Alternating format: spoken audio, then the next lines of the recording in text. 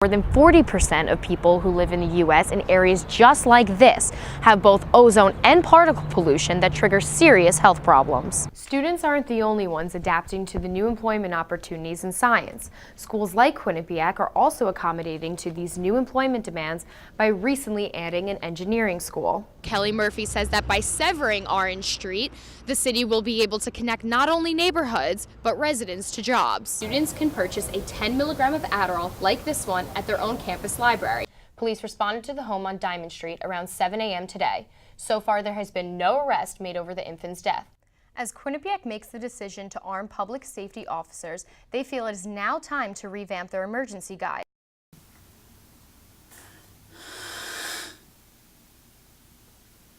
Does that hurt?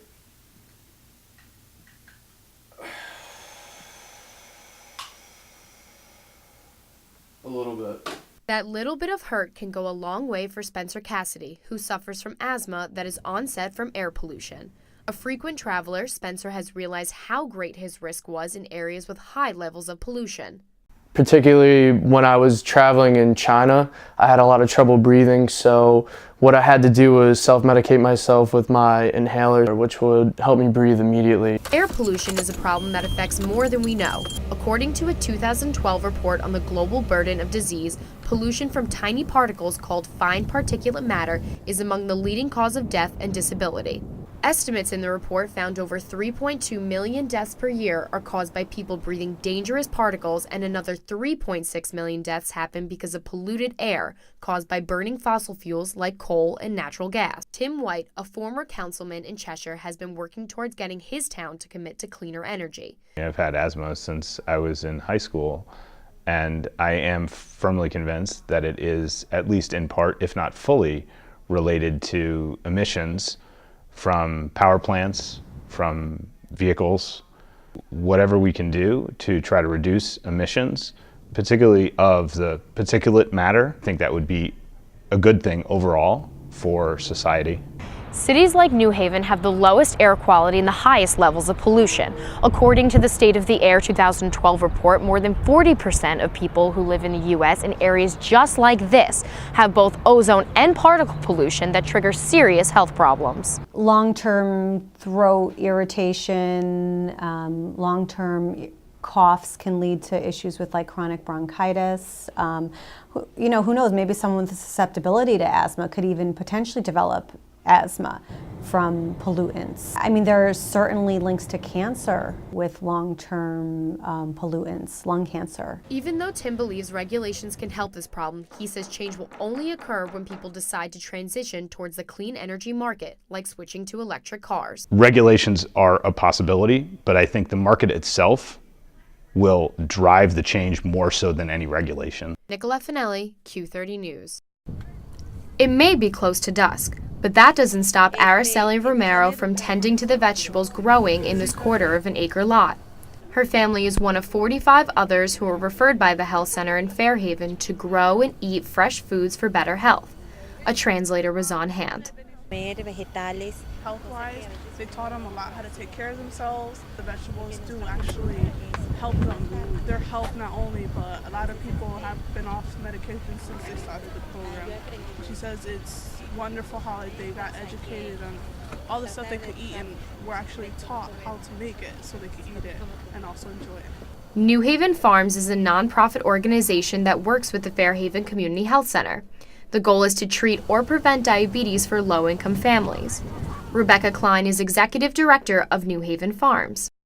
We had patients who were pre-diabetic. Their sugar was too high to be normal, too low to be diabetic, and they had this opportunity. If they improve their health, they could actually avoid getting diabetes. I was working with them as part of a diabetes prevention program in these gardens. They were taking home shares of the harvest every week, and it was just thrilling to be with them. Families find harvesting their own vegetables thrilling, but for Jacqueline Mason-Pierre, her thrill is making connections and seeing the impact her work has on these families.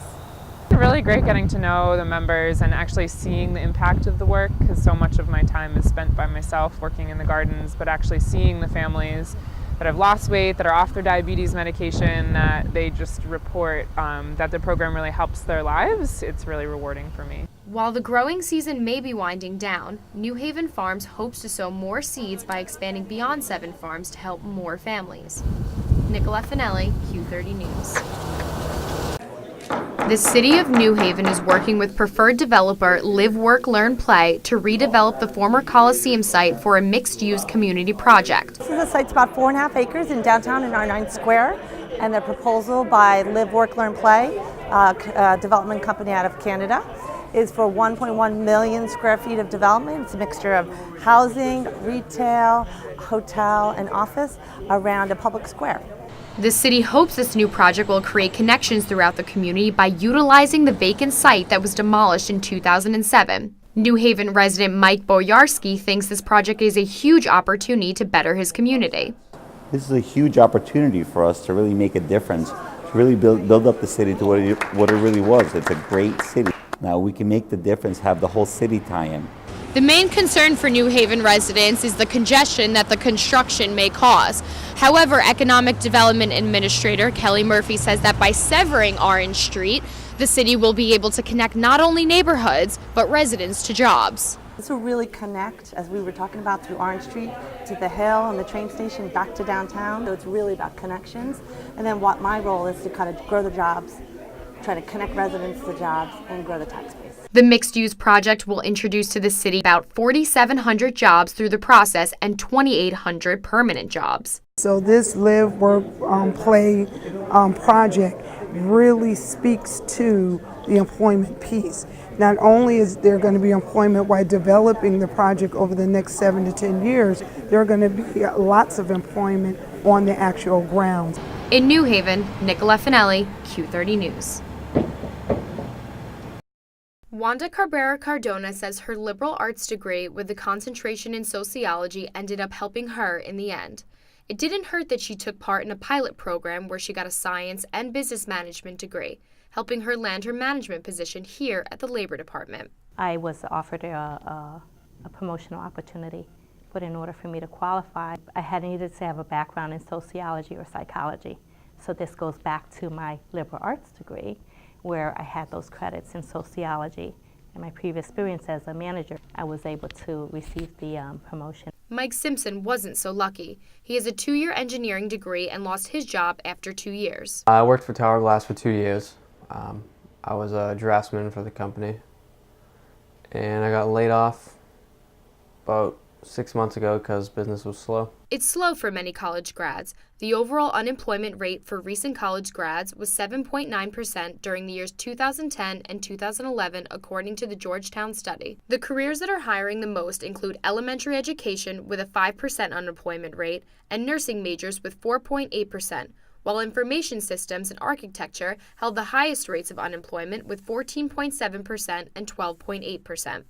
Assistant Dean for Career Development at Quinnipiac University shed some light on why the science and technology majors are experiencing the highest unemployment. Everybody's going to flood that market, and then something else will be hot because it's lacking people, and then what will happen is that'll flood. The Connecticut Department of Labor also gave some insight as to why recent college graduates are having trouble getting jobs.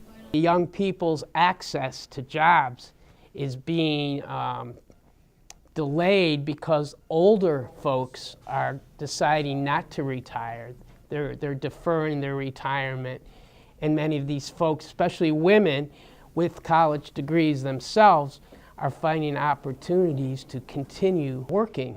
So this delay in retirement creates a bottleneck for the young people because their access to jobs is more limited. Students aren't the only ones adapting to the new employment opportunities in science. Schools like Quinnipiac are also accommodating to these new employment demands by recently adding an engineering school. However, Katrina reminds students that their majors shouldn't dictate what they do. Just try to encourage students to go in the direction that they want to go. If you want to get a job, you'll get a job. If you're really passionate about it, you'll do anything you can to get into that industry. Nicolette Finelli, Q30 News.